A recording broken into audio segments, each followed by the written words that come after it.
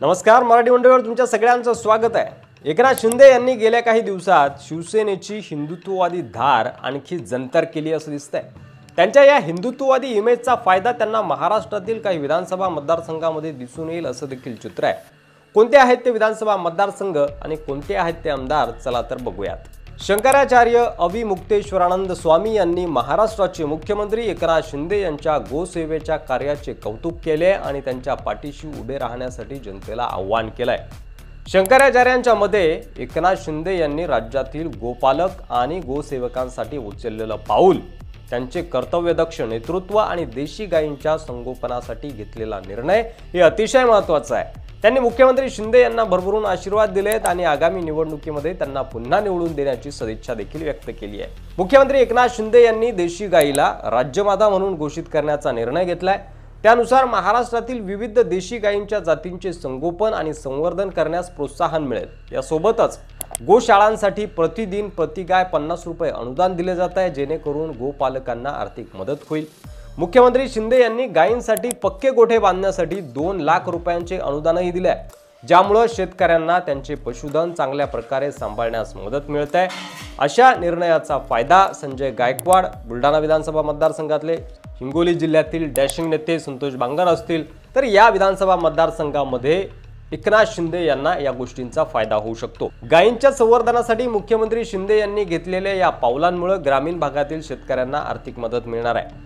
शंकराचार्य स्वामी यांनी या निर्णयाचं स्वागत करताना म्हटलंय की गायीला गोमाता म्हणून मान्यता देण्याचं मुख्यमंत्री एकनाथ शिंदे यांचं कार्य त्यांच्या धार्मिकता व समाजनिष्ठेचा आदर्श आहे आणि त्यामुळे त्यांनी जनतेला मुख्यमंत्री शिंदे यांना आशीर्वाद देऊन त्यांना पुन्हा निवडून द्यावं असं खुलं आवाहन केलंय।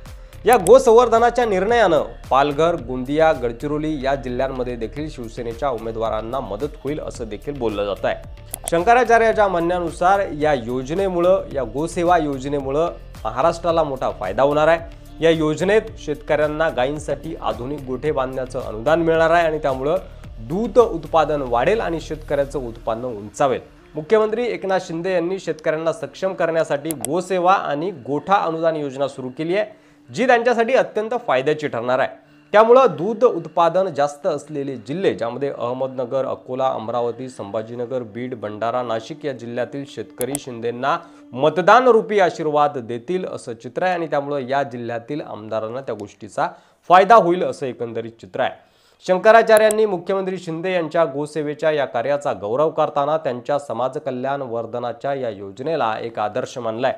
त्यांनी जनतेला मुख्यमंत्री शिंदे यांच्या पाठीशी ठाम राहण्याचं आवाहन केलंय, कारण गोसेवा आणि शेतकऱ्यांसाठी त्यांनी केलेलं कार्य भविष्यात अधिक व्यापकपणे पुढे नेलं जाईल। त्यामुळे महाराष्ट्रातील मतदारांना शंकराचार्यांच्या विचारांची प्रेरणा मिळेल असा विश्वास देखील त्यांनी बोलून दाखवलाय।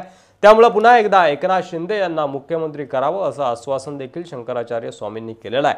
त्यामुळे आता जनता कुणाला आशीर्वाद देते हे पाहणं महत्त्वाचं असणार आहे। तुम्हाला काय वाटतंय, तुमचं मत कमेंट बॉक्समध्ये लिहायला विसरू नका। व्हिडिओ आवडला असेल तर जास्तीत जास्त शेअर करा।